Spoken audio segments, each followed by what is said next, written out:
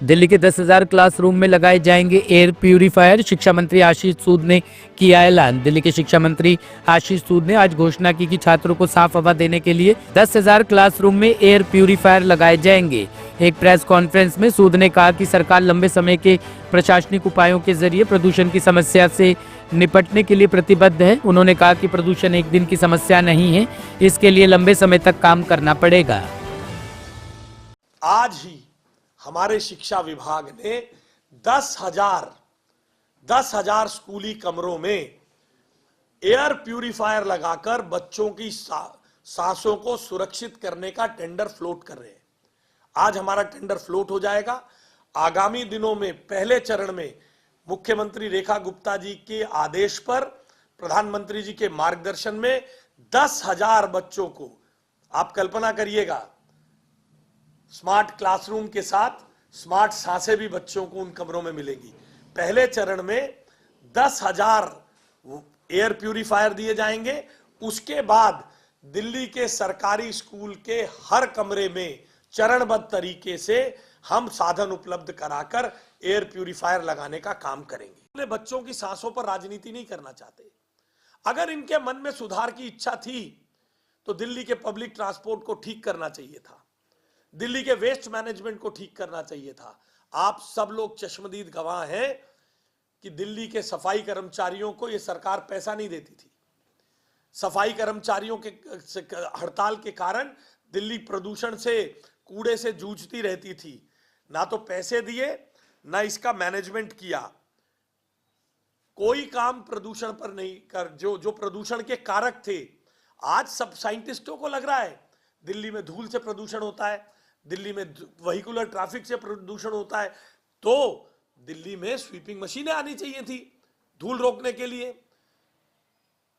दिल्ली में public transport अच्छा होना चाहिए था, दिल्ली की ट्रैफिक व्यवस्था ठीक हो जानी चाहिए थी, तभी तो ठीक होता। इसमें से कोई काम नहीं किया।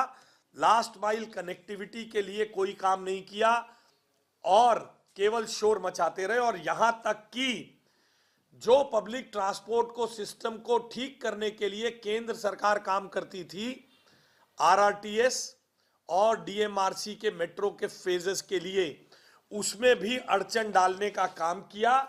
हर बार you have funds for ads, not for RRTS, SC to AAP government. Public transport system ठीक करने के लिए पैसा नहीं था, विज्ञापनों के लिए पैसा था। यह आरोप मैं नहीं लगा रहा हूं, सुप्रीम कोर्ट की टिप्पणी है।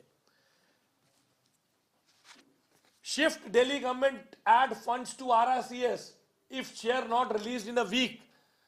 सुप्रीम कोर्ट ने जब इनको डंडे मारे तब पब्लिक ट्रांसपोर्ट, जो केंद्र सरकार, नरेंद्र मोदी जी की सरकार करती थी, उसको ठीक करने के लिए इन्होंने बजट दिया। और डीएमआरसी का 4th फेज डिले हुआ, उसके लिए भी हर बार कोर्ट के इंटरवेंशन के कारण। आज कल्पना करिए, अगर डीएमआरसी के चलने वाले मेट्रो के फेजेस ना हो तो दिल्ली के प्रदूषण का क्या हाल हो। इसलिए इनके पास अवसर था पब्लिक ट्रांसपोर्ट को ठीक करने का। कहने के लिए एक ईवी पॉलिसी लाए थे। 4 साल से ईवी पॉलिसी में कोई पेनिट्रेशन नहीं बढ़ा है। और आपको जानकर हैरानी होगी, बड़े पॉम्प एंड शो से विज्ञापन दिए गए ईवी पॉलिसी के कि हम ईवी में कन्वर्ट कर देंगे। अच्छा है, होना चाहिए। ईवी में जब हमारी फ्लीट कन्वर्ट हो जाएगी, हमारे लोग ईवी में चलने लगेंगे, तो फ्यूल एमिशन कम हो जाएगा। आपको हैरानी होगी, 45 करोड़ रुपए की सब्सिडी जो ईवी खरीदने के लिए देनी थी, आम आदमी पार्टी की सरकार ने, ये बेरोजगार साइंटिस्ट नेता जो घूम रहे हैं, आज पर्यावरण के एक्सपर्ट हैं, जब न्यूक्लियर पावर की बात होती है, न्यूक्लियर पावर के एक्सपर्ट हो जाते हैं, कभी पावर ग्रिड्स के एक्सपर्ट हो जाते हैं। इनका जब बारी थी, इन्होंने 45 करोड़ रुपए नहीं दिए। आज मुख्यमंत्री रेखा गुप्ता जी की सरकार वो 45 करोड़ रुपए देकर नई ईवी पॉलिसी लाकर इसको आगे बढ़ाने के लिए काम करेगी। ब्यूरो रिपोर्ट, टीम सृजन न्यूज।